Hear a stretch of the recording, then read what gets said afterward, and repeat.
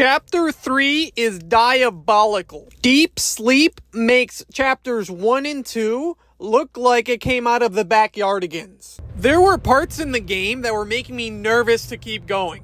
Okay, no. The developers were on something when they made this game. I mean, the graphics got a massive upgrade, and the world just got a lot bigger. And you know what?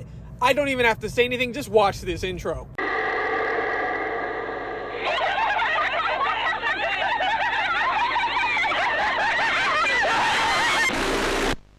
Disturbing. We haven't even gotten started. Back before I knew what Poppy's Playtime was, I was a server, and I would see parents with their kids coming in with a Huggy Wuggy. And now that I've played the game, I'm just wondering, why are parents buying their 4-year-old kids these plush toys? That makes no sense to me. You're terrible parents. I think the biggest difference between this game and the rest is that the side villains are 10 times scarier than you would expect them to be. Like, yeah, you know the main villain's gonna come out with a terror mode and be scary because it's a horror game, but the side villains, the side quests, the chases that they have are just...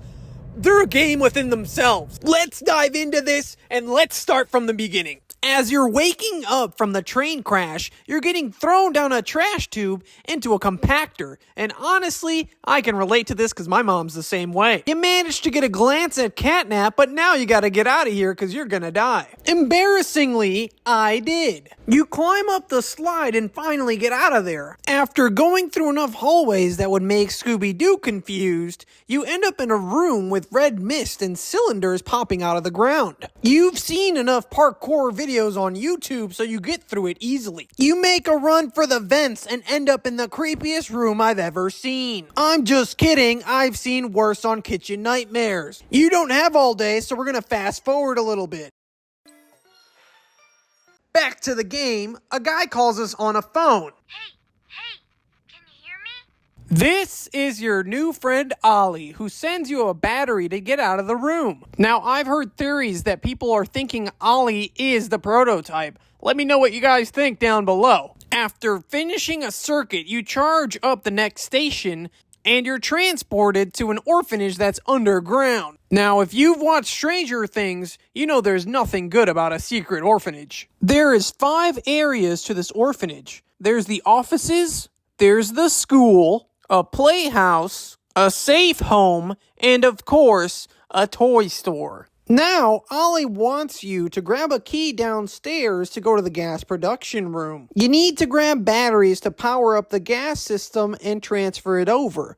And you end up finding the purple hand that allows you to bounce around on the purple pads. Okay, you ask, so what now? I'm glad you asked. You have to solve a couple puzzles and circuits in order to get out of here with the battery. It's not easy. But Google and YouTube haven't failed you yet. So you finally get back to the gas chamber and set the gas to transfer through. Unfortunately, someone cuts off the power at the last second. Now you're forced to go under the statue to grab another key and turn the power on in a creepy, abandoned orphanage. Alright, everything's gonna get real now. You just got caught by Itachi's ultimate genjutsu Sharingan like you wouldn't believe. Everything looks exactly the same, but it's slowly getting worse and worse and worse. This was the part of the game that started to freak me out. You haven't really stared into the eyes of death until you start to notice that you're losing your mind. You walk and work and walk, but everything's still the same, nothing's changing. No, but seriously, this was really freaking me out, guys. I was getting Resident Evil vibes, like I thought some zombie was gonna jump out of the door at any second. You try every doorknob, but none of them are working.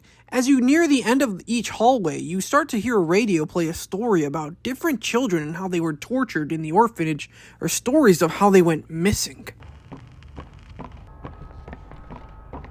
It's completely silent except for your footsteps and the radio that occasionally plays. One of the worst parts about this is that some of the lights are completely out and you don't know if a jump scare is coming or not. You reach your room with a phone ringing inside of it. It's Ollie telling you that you need to run. There's talks of a doctor that would work on the kids, but you're too frantic and in a panic, looking both ways of the corridor because you don't know what's about to happen. It's times like these I wish I wasn't playing the game in the middle of the night with nobody home. This long, eerie scene really set the game apart from chapters 1 and 2. It was just way too creepy. In the midst of all this chaos, you finally get to sit down and watch a movie on the VHS system. Welcome home. Them kids, bro, I'm trying to live. Yeah, Huggy Wuggy's back, baby, and he's looking better than ever. Naturally, you go flying into the hallway, but Huggy Wuggy's going at a speed so fast, Albert Einstein can't explain it. Bill Nye says you're gonna die, and eventually, he catches you. But then it turns out it was all just a dream. Sorry, a nightmare to be exact. Alright guys, that's all I got for you this week. Check us out next week for the finale in part 2. Make sure you guys smash that like button, subscribe to the channel, and I'll see you next time. Check me out playing Poppy's Playtime Chapter 2 if you haven't already. Or watch some of our other cool videos. Thanks for watching.